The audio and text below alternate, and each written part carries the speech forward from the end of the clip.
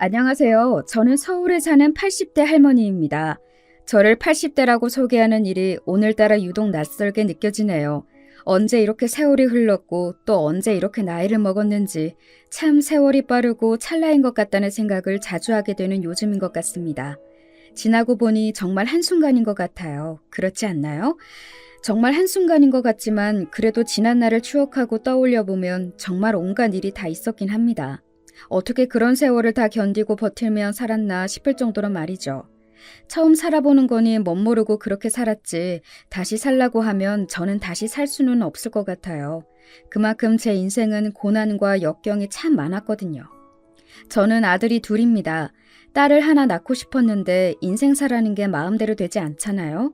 그래서 아들만 둘이에요. 셋째를 낳자고 남편과 이야기했는데 그게 뜻대로 되지 않았습니다. 남편이 일찍 세상을 떴거든요. 제 나이 25이었습니다. 4살, 2살짜리 아들 둘을 데리고 아무 능력도 없는 여자가 혼자 살아가기란 참 버거운 일이었어요. 물론 지금도 힘들긴 하겠지만 당시에는 더더욱 힘들었습니다. 저희 친정이 부자도 아니었고 시댁도 마찬가지였어요. 서로 힘든 처지를 바로 옆에서 이해하며 위로해주다 만나서 결혼까지 한 사이였기 때문에 정말로 뭐가 없었습니다. 그런 상황에서 남편 없이 아들이 둘이나 딸린 어린 여자가 어떻게 잘 살 수 있었겠어요. 그건 거의 불가능에 가까운 일이었습니다. 하지만 삶을 포기할 수는 없었어요. 저에게는 자식들이 있었잖아요. 정말 악착같이 살았어요. 주변에서 저를 떠올리는 모든 사람이 숙향이는 정말 독해. 나는 걔만큼 독한 애를 본 적이 없어. 뭐 그런 소리를 바로 할 만큼 말입니다. 안 해본 일이 없었습니다. 누군가가 이것도 해봤어? 라고 물으면 다 해봤다고 대답할 만큼 말이죠. 몸 파는 일 말고는 정말로 다 했던 것 같아요. 그 원동력은 오로지 아이들이었습니다. 아빠 없이 자랄 내 아들들이 너무 불쌍하고 안타깝고 그리고 그 아들들에게 최대한 아버지의 부재가 없게 만들어주고 싶었거든요. 누군가는 이렇게 말했던 것도 기억이 나네요. 그렇게 열심히 살아봐야 소용없어. 자식들 크면 부모한테 감사할 줄 모른다니까. 입 싹 씻고 잘되면 다 지가 잘나서 잘된 거라고 생각할걸? 저는 그런 사람들에게 늘 이렇게 대답했어요. 그래도 상관없으니까 그런 말을 할 만큼 잘 되긴 했으면 좋겠다. 하고 말이죠. 정말로 저는 그렇게 생각했어요. 나에 대한 감사함은 몰라도 된다. 그냥 아이들이 잘 자라기만 해줬으면 좋겠다고 말이죠. 저에게 저의 아들들은 인생의 전부였으니까요. 그보다 더 귀한 건 세상에 없었습니다. 제 그 바람이 하늘에도 통한 걸까요? 저는 재수가 없는 와중에 재수가 좋은 사람이었어요. 이게 뭔 말인고 하면 가난한 집안에서 태어난 것, 남편이 그렇게 일찍 세상을 떠나 여자 혼자 아들 둘을 키우게 된 것, 이건 정말 재수가 없는 일이잖아요. 제 팔자를 생각해야 할 만큼 말입니다. 하지만 그 와중에 저는 꽤 일머리가 좋아서 여기저기서 찾는 곳이 많았어요. 그리고 그 시절에 괜찮은 사장님들을 만나 월급이 많은 편이었고 떼인 적도 없고 말이죠. 보통 그 시절에 저 같은 젊은 여자들은 월급이 떼이는 일도 많았고 험한 일을 당하는 경우도 정말 많았거든요. 주변에 그렇지 않은 사람들이 없을 정도로 말입니다. 하지만 저는 그런 일이 없었거든요. 이제 왜 재수가 없는 와중에 재수가 좋다라는 말을 했는지 아시겠죠? 정말로 딱 그 말이 맞았습니다. 물론 그렇기는 해도 정말 힘든 세월이었어요. 밤낮 없이 일을 했었어야 했고 아이를 돌보는 것도 너무 힘에 부쳤으니까요. 정신력으로 이겨낼 수 있었지 아마 그렇지 않았다면 진작에 몇 번이고 쓰러져서 병원비가 더 많이 나왔을 겁니다. 그렇게 키운 아들들이 없어요. 저는 정말 부족함 없이 키웠다고 생각합니다. 물론 아버지가 없는 그 빈자리를 완벽하게 채워줄 수는 없었어요. 당연하죠. 아버지가 없는 건 없는 거니까요. 하지만 적어도 물질적으로는 부족함 없이 키웠다고 생각해요. 그렇다고 다 해준 건 아니었지만요. 그 시절에 여자 혼자 아들 둘을 키우면서 그것도 뭐 하나 가진 것 없는 여자가 아들들을 그렇게 키워내려면 정말 말도 안 되는 노력을 했었어야 합니다. 저는 그랬어요. 지금 와서 돌이켜 생각해봐도 다시 살라고 해도 저렇게 열심히 살 수는 없을 것 같다. 그런 생각이 들 정도로 정말이지 열심히 살았습니다. 그리고 아이들도 그런 저의 고생을 알아주는 것 같았어요. 언제나 이렇게 이야기했으니까 말입니다. 어머니 없었다면 저희는 정말 이렇게 자라지 못했을 거예요. 어떻게 그렇게 하실 수 있는 건지 정말 엄두도 안 나요. 주변에서는 저는 당연히 그런 말을 들을 자격이 있다고, 아니 듣고도 남음이 있다고 그렇게들 이야기해 주었던 것 같아요. 그도 그럴 게 저희 두 아들은 정말이지 남에게 자랑하고 싶을 만큼 잘 자랐습니다. 먼저 큰아들은 대한민국에서 가장 좋다는 대학을 나와서 지금은 대기업 연구직에서 일을 하고 있습니다. 굉장히 인정받고 높은 연봉을 받으면서 말이죠. 그리고 큰 며느리도 같은 직장 동료였어요. 같은 회사에서 만나서 연애했고 지금 자식도 아들 둘을 낳고 아주 잘 살고 있습니다.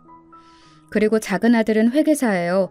마찬가지로 좋은 대학을 나와서 원래는 회사에 들어갔다가 지금은 개인 사업장을 내고 일을 하고 있습니다. 다행히 자리를 잘 잡아서 돈을 꽤 많이 번다고 들었어요. 작은 며느리는 학교 선생님이고요. 여기는 선으로 만나서 결혼했습니다. 작은 아들이 연애는 관심도 없는 것 같고 그냥 일만 하길래 주위에 좋은 아가씨 있냐고 물어서 제가 선을 보게 했어요. 다행스럽게도 두 사람은 첫 만남에 서로가 마음에 들었나 보더라고요. 선을 보고 결혼까지 6개월이 채 걸리지 않았습니다. 그렇게 빠르게 만나고 결혼했으면 안 맞을 수도 있는데 아직까지 별 문제 없이 잘 살고 있고요. 여기는 또 딸만 둘이에요. 저는 큰아들네와 작은아들네가 다 같이 모여서 밥이라도 먹는 날이면 세상을 다 가진 듯 행복했었습니다. 뭔가를 바라고 그렇게 열심히 산 건 아니었지만 그래도 꼭 보상받는 기분이 들었거든요. 이렇게 잘 자라서 이렇게 잘 사는 게 나에게는 최고의 보상이라고. 이거보다 더한 건 없다고 매번 그렇게 이야기했었으니까요. 자주 좀 모여야 하는데 너무 죄송해요, 어머님. 그러니까요. 저희 앞으로는 자주 봬요. 됐다. 니들 바쁜 거 다 아는데 무슨. 아이고, 우리 어머니 또 마음에 없는 소리 하신다. 속으로는 좋으신 거 다 알아요. 딱히 못하던 아들들이나 며느리들은 아니었지만 그래도 엄청나게 살가운 자식들은 또 아니었거든요. 그냥 때 돼서 연락해야 할 때 하고 모여야 할 때 가끔 만나서 밥이나 먹고 그런 사이였습니다. 안부 인사를 자주 한다든지 얼굴을 자주 본다든지 뭐 그러지는 않았어요.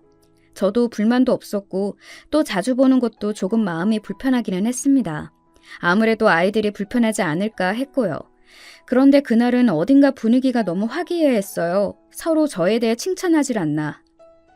우리 어머니 정말 대단하신 분이지. 그 나이에 혼자 아들들을 키우셨으니. 그러니까요. 요즘도 힘든데 그때 어떻게 그걸 하셨나 몰라요. 정말 대단하신 거죠. 그것도 그냥 키우신 것도 아니고 이렇게 잘 키우셨잖아요. 저희 지금 이렇게 사는 거 다 어머님 덕인 건데. 저희가 어머니 정말 사랑하고 감사하게 생각하는 거 아시죠? 저는 민망해서 그냥 웃었던 것 같아요. 아이고 됐다. 무슨 그런 이야기를 해. 다들 자식을 위해서라면 그렇게 사는 거지. 민망하기도 했고 쑥스럽기도 했지만 그런 이야기를 듣는 게 기분이 나쁘지는 않았어요.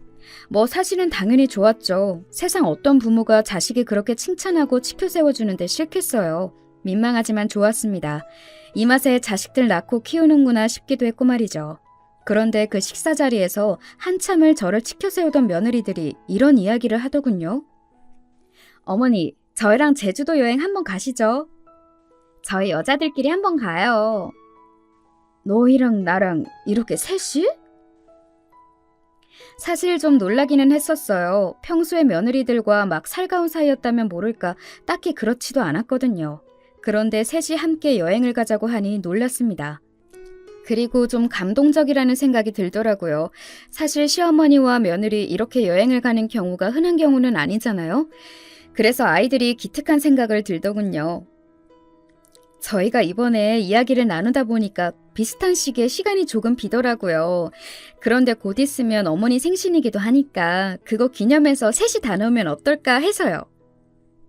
어머니 아들들은 시간을 도저히 못 뺀다고 하더라고요. 잘 됐죠. 저희 여자들끼리 가요. 그런 상황에서 승낙하지 않을 시어머니가 세상 천지에 어디 있을까요? 저도 당연히 기분 좋게 그러자고 했습니다. 그리고 여행이 다가오기만을 기다렸어요. 처음에 그러자고 할 때는 그냥 크게 별 생각이 없었는데 여행이 다가오면 올수록 정말 기대가 되고 두근거리고 뭐 그렇더라고요. 그리고 드디어 제주도 여행 날이 밝았습니다. 정말 전날 저는 설레서 잠도 제대로 못 잤던 것 같아요. 이렇게 가는 여행은 처음이었던지라 기대도 되고 그래서 그랬던 것 같습니다. 그리고 여행은 정말 너무 즐거웠어요. 며느리들과 정말 많이 친해졌구나. 그 짧은 여행 기간 그렇게 느낄 만큼 말입니다. 그간 나눴던 이야기들을 다 합친 것보다 더 많은 이야기들을 나누면서 즐겁게 여행을 다닌 것 같아요. 딸이랑 엄마예요? 아니요, 저희 시어머니세요. 어머, 나는 너무 사이가 좋아 보여서 딸이랑 엄마인 줄 알았네. 정말요? 어르신 정말 좋으시겠어요. 저는 며느리들이랑 이렇게 사이좋게 여행하는 시어머니 처음 봐요. 제가 복이 많죠. 저희 어머니가 좋으신 분이니까 저희도 잘하는 거죠. 어딜 가나 딸이냐 물었고 며느리라고 하면 다들 놀라더군요. 그리고 이렇게 사이가 좋아 보이는 고부간은 처음 본다면서 말이죠. 솔직히 기분이 너무 좋았습니다. 내가 며느리들을 참 잘 봤구나, 복이 많은 사람이구나, 뭐 그런 생각들을 하면서 말이죠. 그렇게 여행을 다니며 이런 생각을 했습니다. 내가 그 시절에 그렇게 고생한 보상을 이렇게 다 받는구나. 지금 이 순간을 위해서. 라는 생각을 말입니다. 과거에 고생했던 일, 당했던 수모, 뭐 이런 것들이 씻은 듯이 다 씻기는 순간이었던 것 같아요. 원래도 그게 그렇게 고생스러운 일은 아니다. 엄마로서 아이들을 위해 그 정도는 감내할 수 있다. 이런 생각을 하면서 살기는 했지만 그래도 알게 모르게 쌓인 것들이 있을 것 아니에요? 그런 것들이 정말 씻은 듯이 다 없어지는 것 같았습니다. 이 순간을 위해 그간의 고생이 있었던 것 같았어요. 그만큼 행복했습니다. 정말로 행복했어요. 그리고 3박 4일의 여행 기간에 마지막 날이 왔어요. 집에 가기 싫어요. 그러니까요. 이렇게 평생 어머님이랑 같이 여행이나 다니며 살고 싶은데. 집에 남편도 있고 자식도 있는 사람들이 그러면 쓰나 섭섭해할걸? 섭섭해하든 말든 저는 어머님이랑 있는 게 더 좋은데요. 앞으로는 자주 여행 다니자고 여행 경비는 내가 다 내겠다고 기분이 좋아서 그렇게 이야기하면서 여행 마지막 날 저녁을 보냈습니다. 그리고 숙소로 돌아와 저는 깜빡 잠이 들었어요. 이 나이에 하루 종일 돌아다녔더니 정신없이 피곤하더라고요. 언제 잠이 들었는지도 모르게 잠이 들었다가 깼습니다. 시간을 확인하니 밤 10시가 조금 넘은 시간이더군요. 목이 마르네. 목이 말라서 방 밖으로 나왔어요. 며느리들이 빌린 숙소는 제주도 느낌이 굉장히 많이 나는 펜션이었는데 방이 3개였거든요. 각자 다른 방을 썼습니다. 거실로 나왔는데 조용하길래 며느리들도 다 피곤한지 자나보다 하는 생각을 하며 부엌 쪽으로 물을 가지러 갈 때였어요. 이야기가 된 거 맞지? 그럼요. 그러니까 결국은 자기 가족이 제일 중요하다니까. 우리가 강경하게 나가면 다들 우리 말을 들을 수밖에 없어. 그리고 본인들도 유산 빨리 받고 싶어 하죠, 아무래도. 원래 그렇게 귀가 밝은 사람이 아닌데 그날따라 굉장히 선명하게 그 모든 이야기가 귀에 꽂히듯 들어오더군요. 저는 어딘가 쎄한 감정이 들었습니다. 그런 기분 있잖아요. 뭔가 들어서는 안 될 것 같은 이야기지만 그래도 반드시 들어야 할 것 같은 그런 이야기를 하고 있는 중 같았어요. 큰며느리가 묵고 있던 방에 문이 조금 열려 있어서 그 사이로 빛이 나오고 있더군요. 저는 다가가 방문 뒤에 섰습니다. 그리고 귀를 가까이 가져다 댔어요. 그 이후로 들려온 모든 대화 내용들이 너무나도 충격적이라 아직도 기억이 생생히 나네요. 그런데 자식들이 다 동의하면 다시 못 나오시는 거 맞죠? 내가 다 알아봤다니까? 아니, 어머니 저렇게 평소에는 별말 없이 조용히 있어도 살아오신 거 보면 엄청 독하고 내공 있으신 분일 건데 혹시나 나중에 문제될 일 있지 않을까 해서요. 없어. 걱정하지 마. 거긴 한 번 들어가면 못 나와. 그때까지만 해도 설말설마했던 것 같아요. 하지만 곧이어 들려오는 말은 저를 그 자리에서 주저앉게 만들었습니다.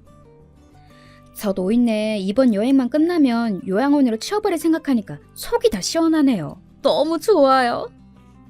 이 말을 들었거든요. 순간 멍하고 내가 무슨 말을 들은 건가 싶고 지금 이 상황이 현실인지 아닌지 구분이 되지 않고 뭐 그런 기분이 들더라고요. 왜 그런 거 있잖아요. 너무 충격적인 일을 보거나 듣거나 겪으면 현실 감각이 없어지는 기분 말입니다.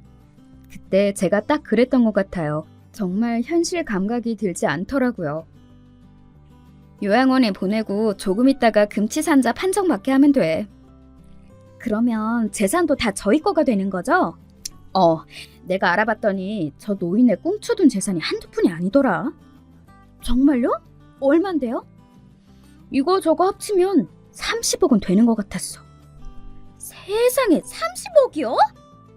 진짜 독한 노인네라니까. 그 시절에 정말 한 푼도 없이 여자 혼자서 아들들이 이렇게 키우고 재산도 그만큼이나 가지고 있고. 진짜 우리가 잘 결정한 것 같아요. 뭐가?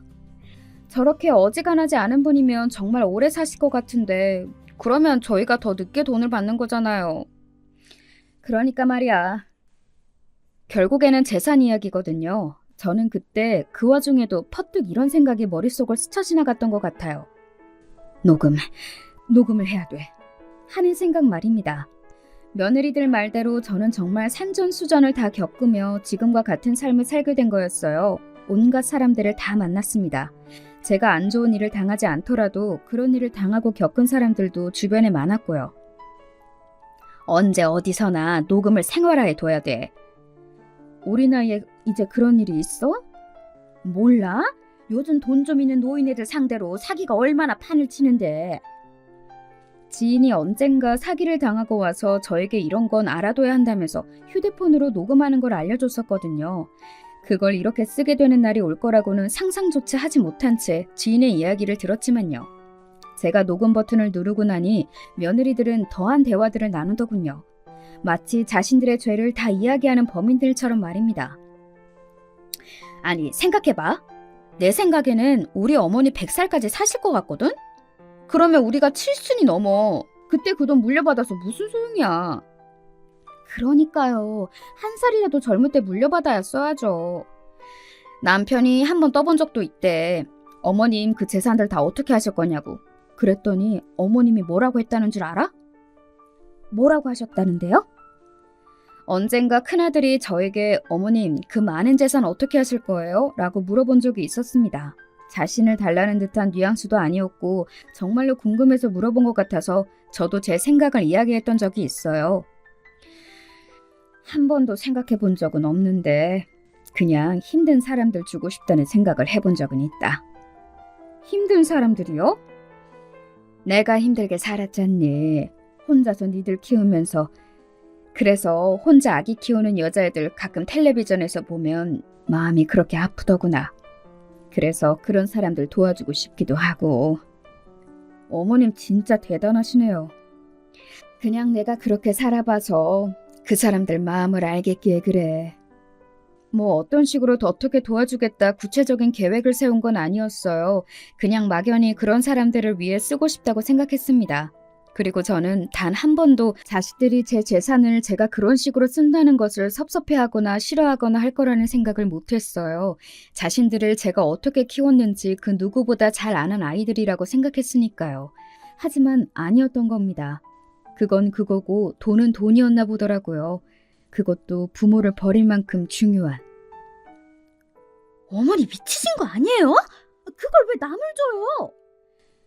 그래서 내가 이렇게 하자고 한 거 아니야. 어머님은 그러고도 남을 사람이라. 진짜 큰일 날 뻔했네. 방금 저 소름 돋은 거 아세요? 무슨 재산을 남을 줘? 우리 남편도 그래서 고민하다가 결국은 그렇게 하자고 한 거고. 그랬구나. 도련님은 뭐라고 하면서 그러자고 했어? 그 사람은 뭔 고민도 안 해요. 사실 딱히 자기 엄마라고 해서 정이 있는 것 같지도 않고 그냥 거기가 시설도 좋고 또 우리도 어머님 신경 안 써도 되고 좋지 않냐. 그리고 그 어머님 지금 사시는 집도 요즘 많이 올랐던데 그거 팔아서 애들 학비 보태자 뭐 이런 식으로 말했더니 그냥 그러자고 하던데요? 며느리들 입에서 나오는 모든 말이 그야말로 충격 그 자체였습니다. 그 순간 눈물이 뚝 하고 흘렀던 것 같아요. 억울했습니다. 내가 좋은 소리 듣자고 애들한테 대접받자고 그 아이들을 열심히 키웠던 건 아니었지만 그래도 감사함은 알 거라고 그렇게 생각했었거든요. 그리고 인간이라면 그게 맞는 거잖아요. 그런데 그렇지 않더라고요.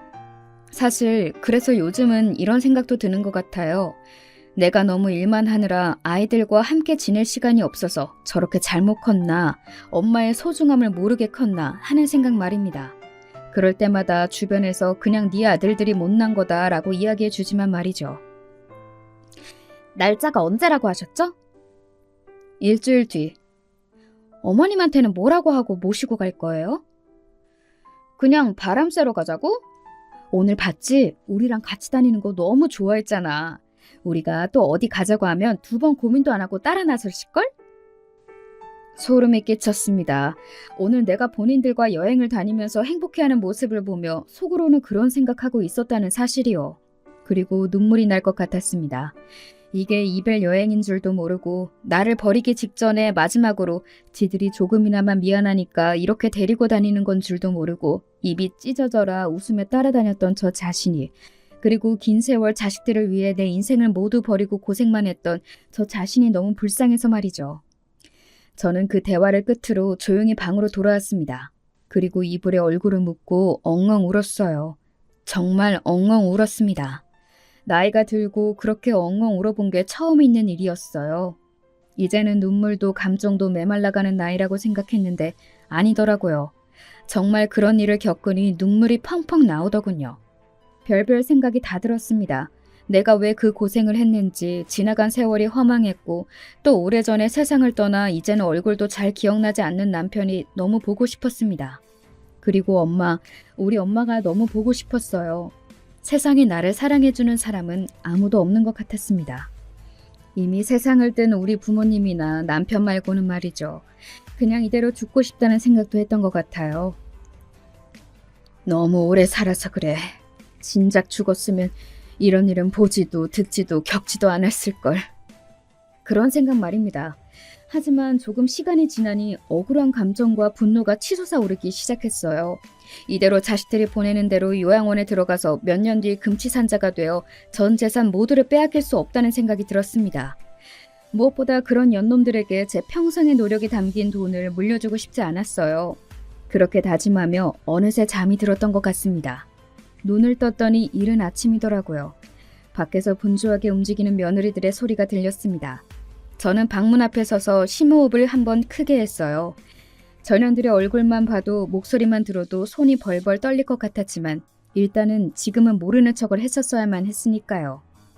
그래서 마음을 다잡고 문을 열었습니다. 어머, 어머님 일어나셨어요?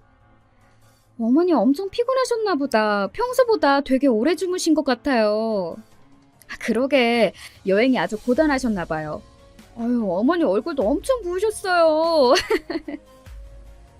니들이 어제 나눈 이야기를 듣고 너무 충격을 받아서 한참 울다가 잠들어서 그렇다 라는 말이 목 끝까지 차올랐습니다. 하지만 안간힘을 다해 그 말을 삼켰어요. 그래, 내가 너무 피곤하구나. 이 나이에 이렇게 돌아다니려니. 집에 가시자마자 푹 쉬세요. 그래야겠다. 그리고는 컨디션이 좋지 않다는 핑계로 입을 다물었습니다. 별 의심을 하지는 않는 것 같더라고요. 그냥 속으로 아, 저 노인네가 오늘 컨디션이 좋지 않나 보다 뭐 그런 생각을 했겠죠. 그렇게 세상에서 가장 행복했다가 한순간에 가장 불행해진 여행이 끝이 났어요.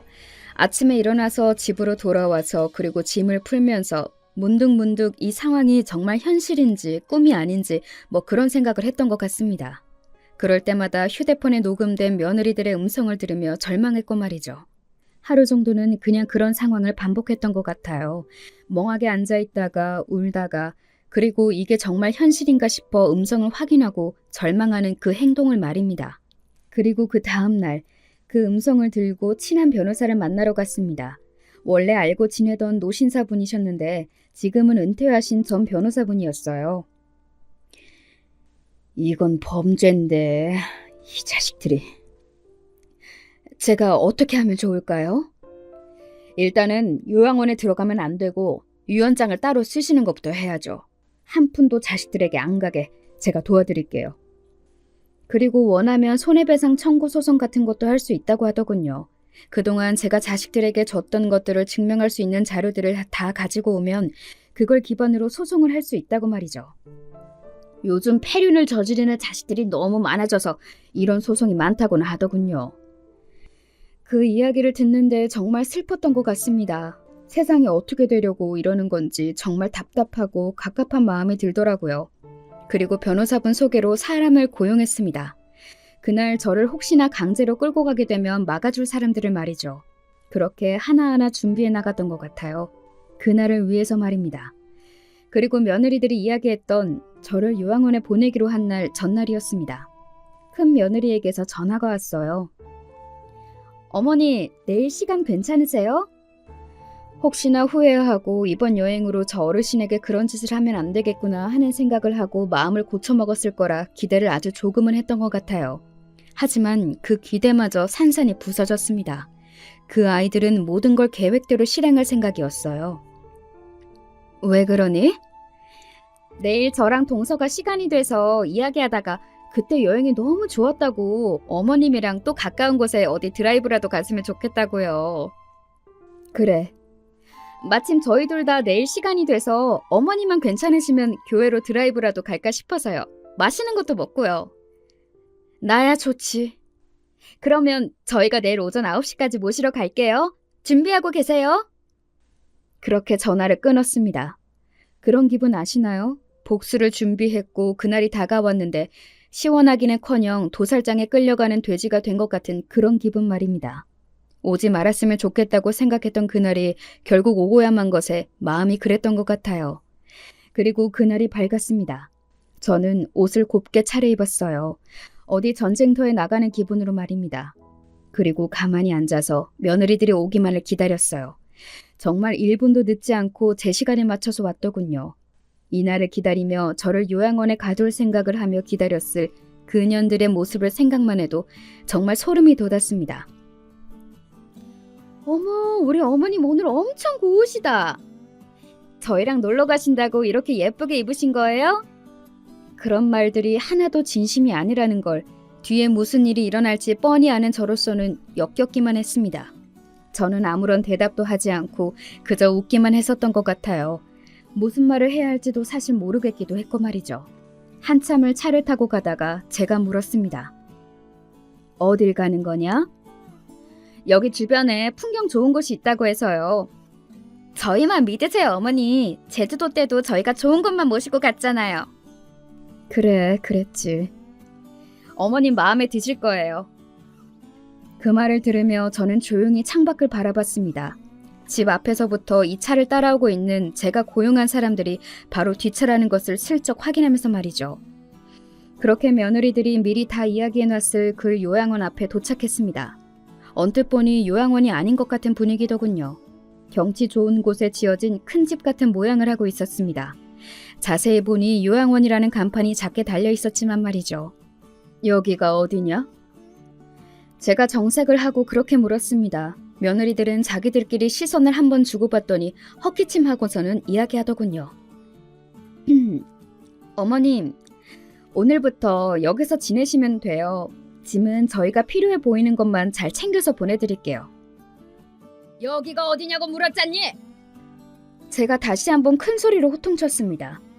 작은 며느리는 생전 처음 보는 저희 그런 모습에 조금 놀란 듯 보였지만 큰 며느리는 정말이지 눈 하나 깜짝하지 않더군요.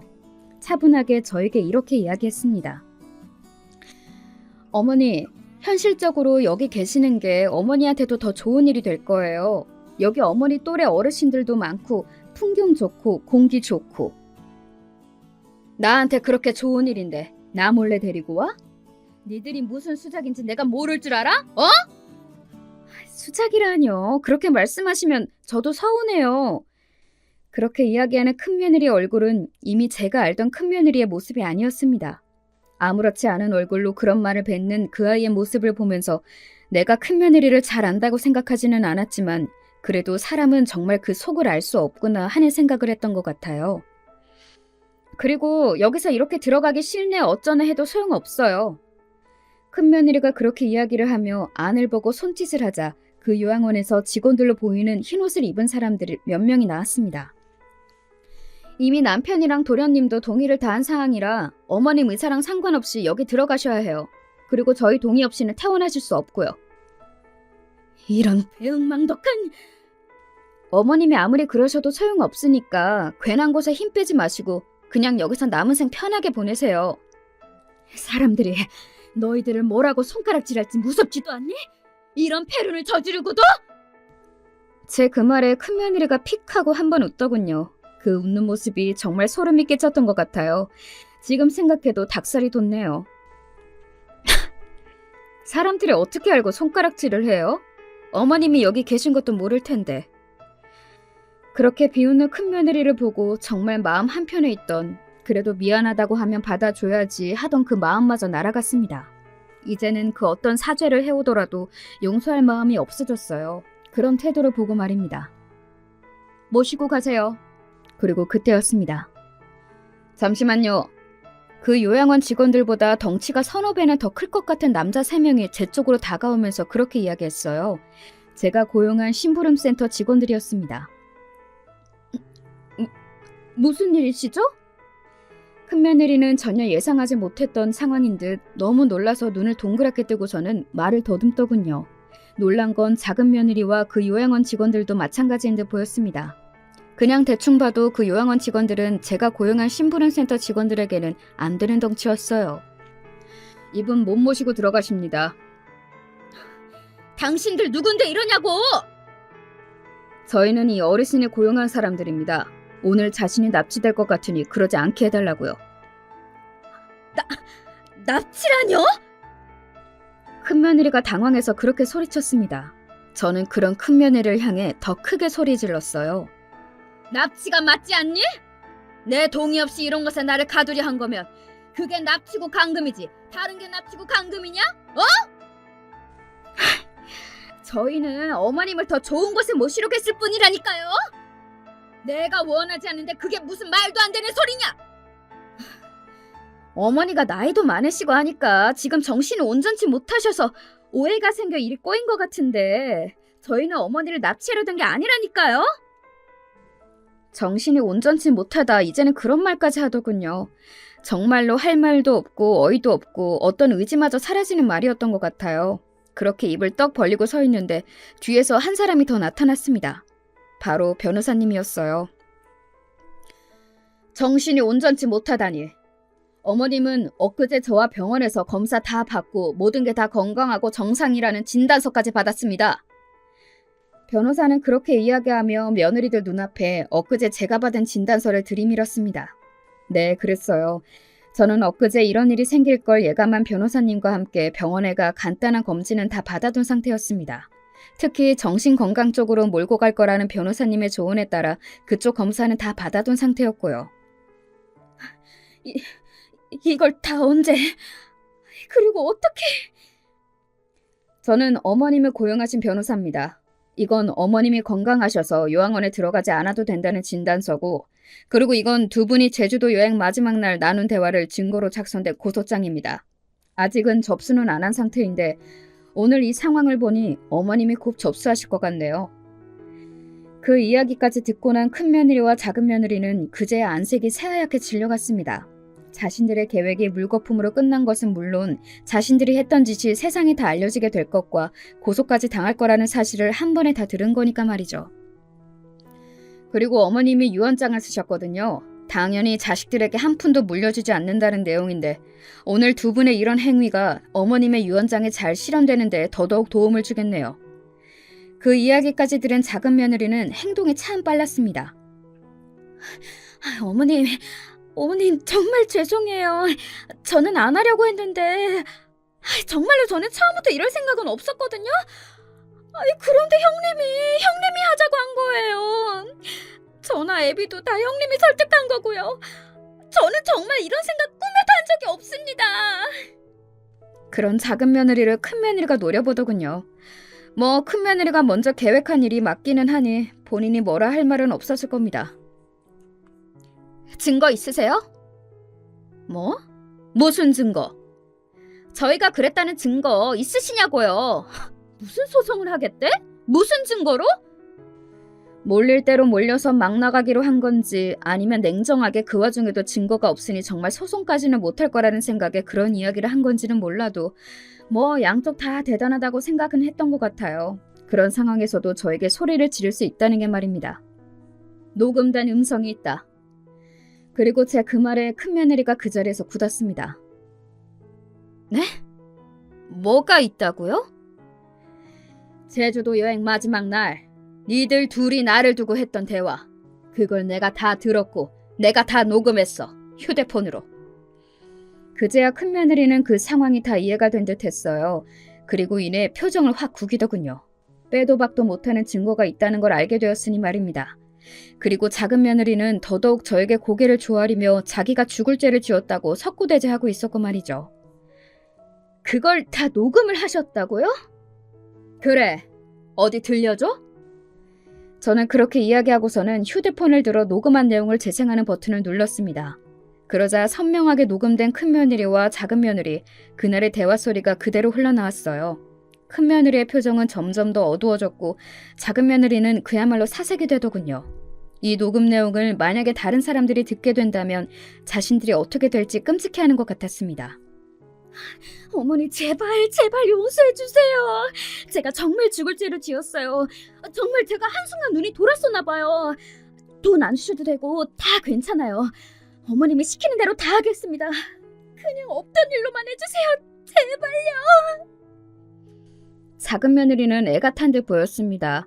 혹시나 시어머니에게 이런 짓을 한 게 소문이 다 날까봐 벌벌 떨었어요. 반면 큰 며느리는 아무 말도 하지 않고 입을 꾹 다물고 있더군요. 저는 그날은 그 두 사람에게 아무 말도 하지 않았습니다. 그냥 가만히 바라보고 있다가 그 자리를 벗어났어요. 거기서 더 따지고 네가 잘못했니 어쩌니 하고 싶은 마음도 있었지만 얼른 그 자리를 벗어나고 싶은 마음이 더 강했거든요. 나를 가둬두려고 했던 그 장소에, 나를 가둬두려고 했던 그 두 사람과 함께 있고 싶지 않았거든요. 집으로 돌아와서 가만히 멍하니 앉아 있었습니다. 한동안 그 무엇도 할 수 없었어요. 옷을 갈아입거나 무언가를 먹거나 마시는 것도 할 수 없겠더군요. 그냥 앉아있는 것 말고는 말입니다. 그러고는 그 다음 날부터 그야말로 난리가 났습니다. 큰아들네나 작은아들네에서 서로 찾아오고 연락해오고 그런 거로 말이죠. 어머니, 제가 죽을 죄를 지었습니다. 그러면 안 되는 건데. 그리고 제가 원하면 이혼을 하겠다 그렇게 이야기를 하더라고요. 저는 이혼이고 나발이고 큰며느리와 큰아들 두 사람을 다시는 보고 싶지 않았습니다. 그래서 그렇게 이야기했어요. 그냥 영 끊고 살자. 이미 줬던 거 다시 달라고 안 할 테니까 너도 그냥 내 재산 받지 않겠다는 각서에 도장이나 찍어. 변호사 말에 의하면 유서를 자식들에게 돈을 안 준다고 다 작성한다고 해도 나중엔 제가 죽고 나면 소송을 걸어서 한 푼이라도 가져가려 하는 경우가 많다고들 하더라고요. 하지만 저는 절대 그런 일이 일어나게 하고 싶지 않았거든요. 하지만 큰아들은 절대 그러겠다고 말하지 않더군요. 그냥 며느리와 이혼을 하겠다는 말밖에 말입니다. 작은아들은 울면서 무릎을 꿇고는 자기는 정말 이 정도로 철저하게 계획을 했을지 몰랐다며 형수인 큰며느리에게 탓을 넘기더군요.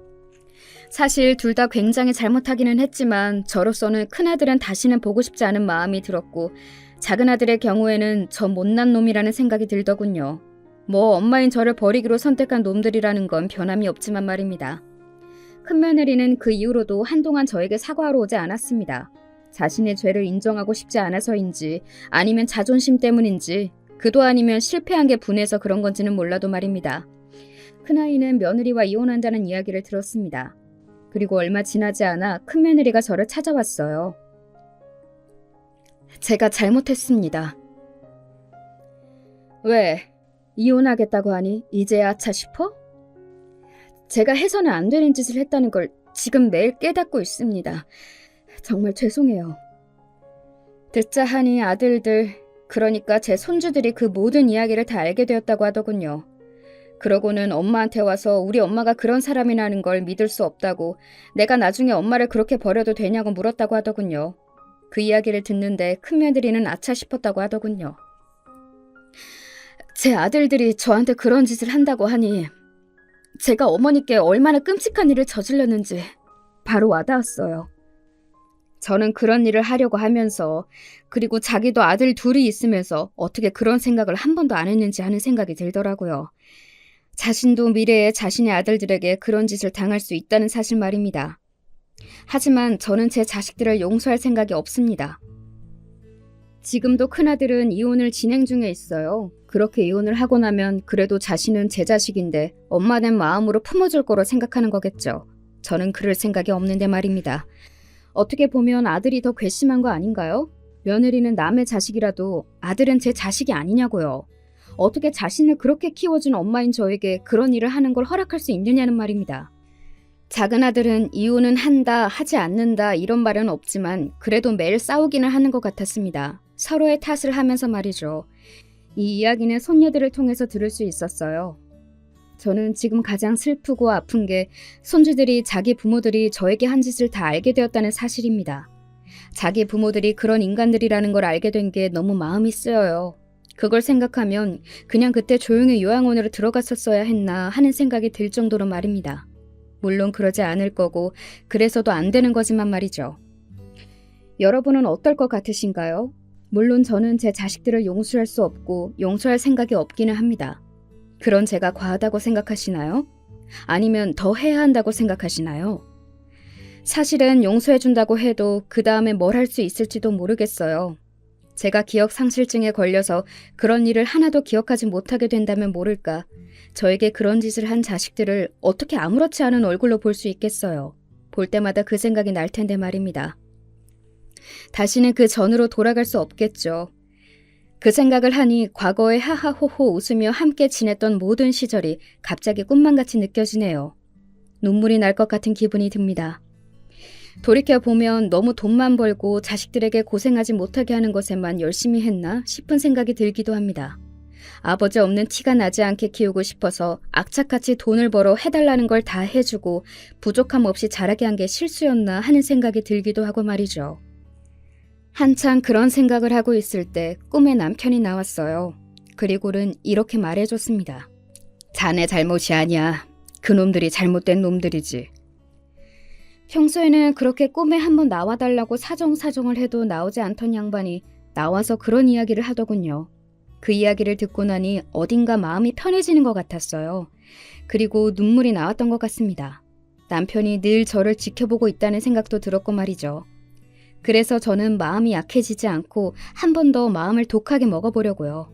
그리고 자식들에게 끝까지 니들 잘못이 뭔지, 니들이 한 그 일로 내가 얼마나 상처받았고 고통이 컸는지 꾸준히 알려줄 생각입니다. 그리고 언젠가 저에게 했던 그 모든 짓을 후회하게 해줄 거예요. 땅을 치면서 말이죠. 스스로 깨닫고 고통스러워하는 날이 오게 말입니다. 제 이야기는 여기까지입니다. 지금까지는 말이죠. 아마 다른 이야기를 더 할 수 있게 되는 날이 올 것도 같아요. 그런 날이 오면 다시 한번 이곳에 사연을 보내겠습니다. 많은 분이 궁금해 주신다면 말이죠. 제 이야기에 공감하시는 분들이 적었으면 좋겠네요. 세상에 이런 자식들이 많다는 건 정말 너무나도 슬픈 것 같거든요. 흔하지 않은 이야기였으면 좋겠어요. 주변에서 이야기 들어보면 그런 것 같지도 않아서 가슴이 너무 아프지만 말입니다. 이제 장마가 시작이라는 이야기를 들었습니다. 올여름은 비가 유독 많이 올 거라는 이야기도 들리더라고요. 저는 원래는 비 오는 날을 참 싫어했어요. 남편이 비가 오는 날 세상을 떠났거든요. 하지만 올해는 그렇지 않을 것 같네요. 비가 오는 날은 어딘가 남편이 옆에 있을 것 같은 기분이 들 것 같고 말입니다. 이제 정말 이야기를 줄여야 할 것 같네요. 마지막까지 제 이야기 들어주셔서 감사합니다.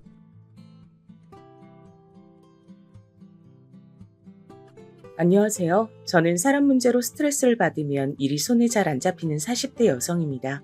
사회에서도 서열 이런 거 너무 싫어했는데 결혼해서도 엮이니 정말 너무 골치 아프네요. 이건 저와 시댁 동서역인데요. 심지어 저보다 한 살 많고 결혼도 일찍 한 사람이라서 텃세가 엄청 심했어요. 저기 어머니, 우리 호칭 정리 그래도 해주셔야죠. 형님이라고 불러야 되는 거 맞죠? 제가 결혼은 4년 더 일찍 해서 이 집에 들어왔고 나이도 제가 한 살 더 많잖아요. 그래도 꼬박꼬박 형님이라고 부르도록 할게요. 반가워요, 형님. 이 말에 어머니는 그제서야 후다닥 정리를 해주신다고 나서셨어요. 아이고, 내 정신 좀 봐. 그래, 이제 네가 우리 집 큰며느리니까 얘랑도 호칭을 바로 해야지. 형님 동서로 우애 좋게 잘 지내고 아무튼 니들끼리도 깍듯이 예의 있게 잘 지내라.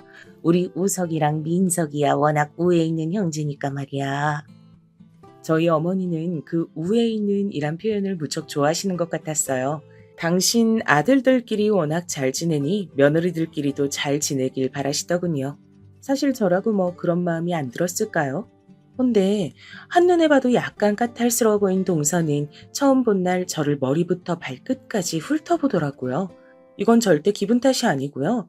실제로 제가 느끼고 이렇게 물어볼 정도였어요. 아, 저기, 저 뭐 묻었나요? 아까 들어오면서 안 그래도 날파리가 묻어서 털어내긴 했는데 계속 보시는 것 같길래요. 그러자 아차 싶었는지 동서는 입에 손을 갖다 대면서 막 웃더라고요. 어머, 내 정신 좀 봐. 아니, 아니. 아참, 그리고 뭐 존대를 해요? 어머니 형님이신데. 그렇게 존대하지 마시고 편하게 동서라고 부르세요. 저 아무 생각 없이 사람을 물끄러미 보는 버릇이 있어요. 아무 뜻도 아니에요.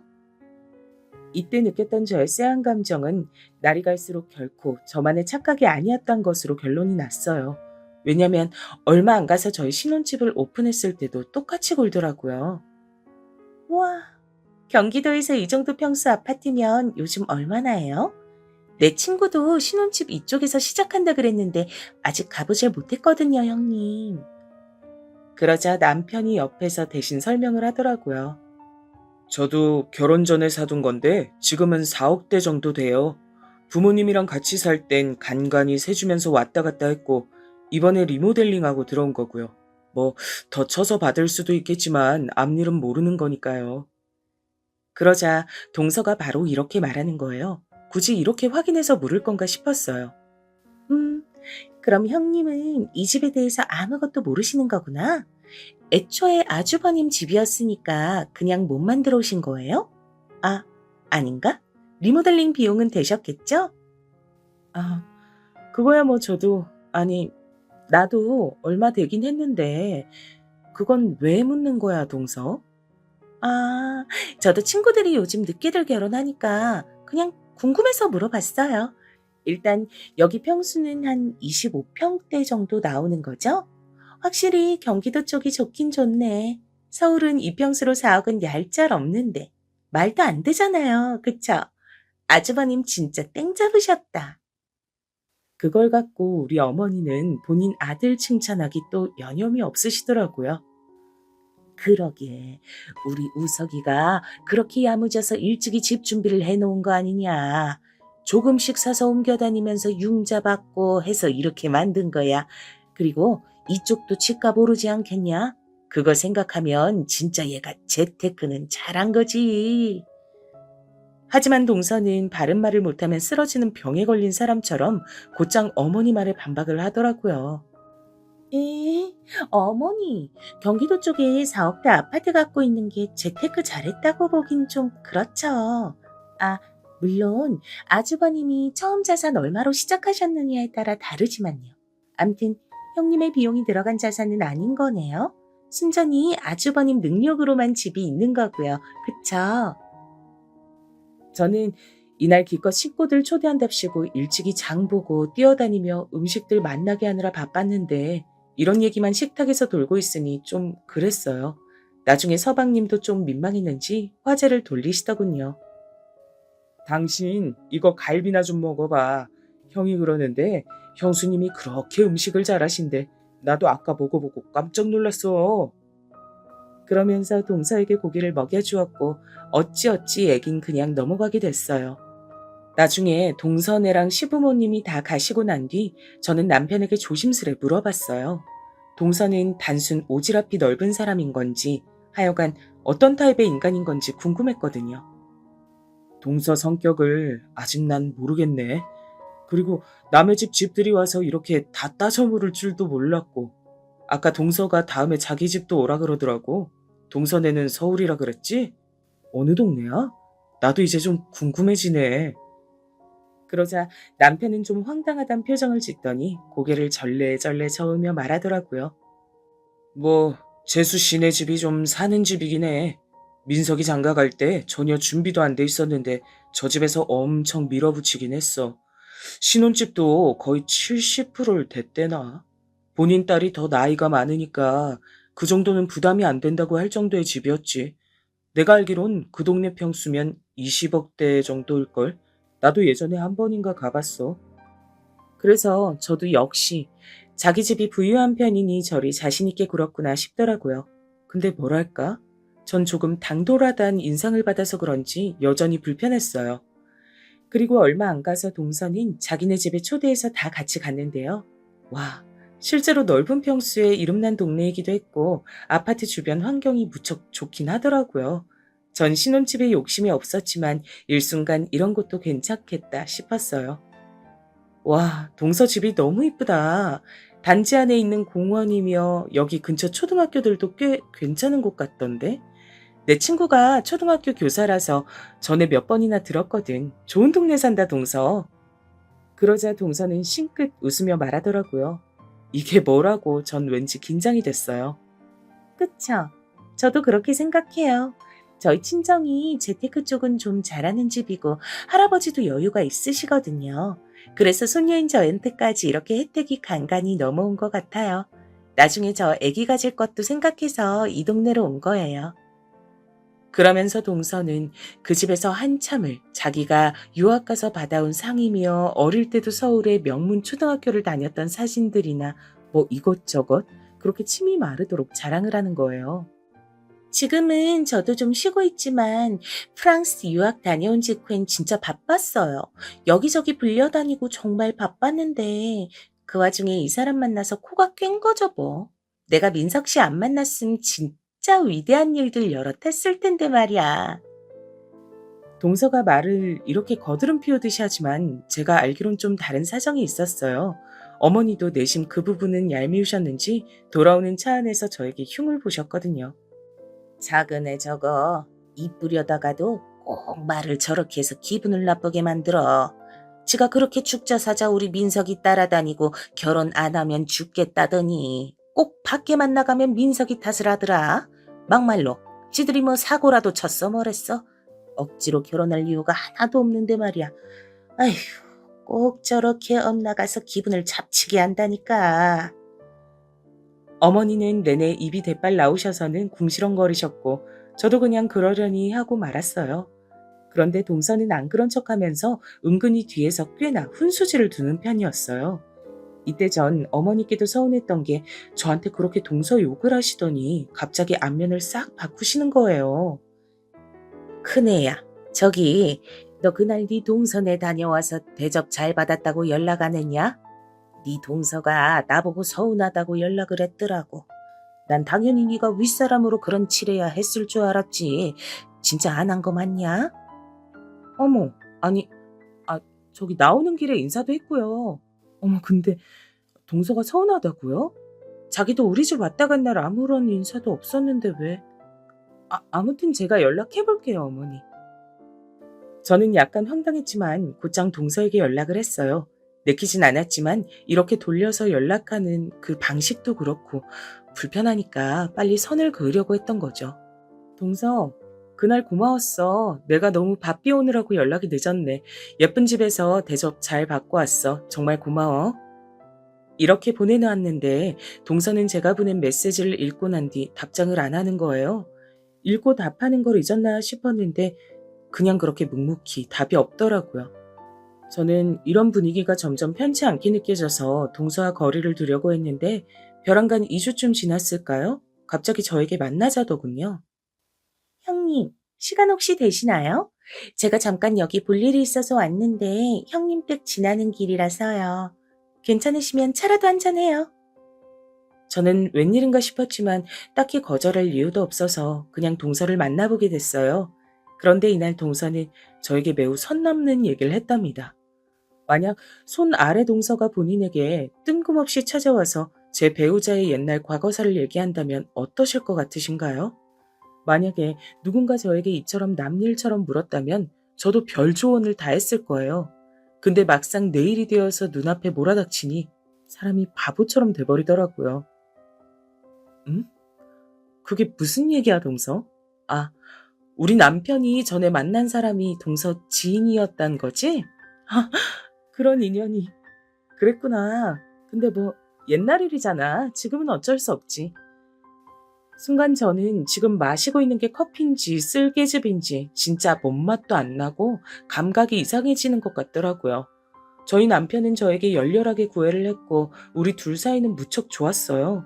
근데 벼랑간, 결혼한 지 4개월 막 된 새댁한테 이런 얘기를 왜 하는 거죠? 역시 모르실 것 같더라고요. 제가 이 얘기를 한 이유는 아주버님이랑 교제했던 제 지인 말이에요. 아직 결혼 안 했거든요. 저보다 1살 어리고, 그러고 보니까 형님이랑 동갑이네요. 하여간 아주버님 취향도 참, 아니. 아무튼 이게 아니고 걔가 말이에요. 경기도 이쪽 동네로 이사 온다 그러더라고요. 에? 뭐? 이 동네로? 그건 또 무슨 얘기?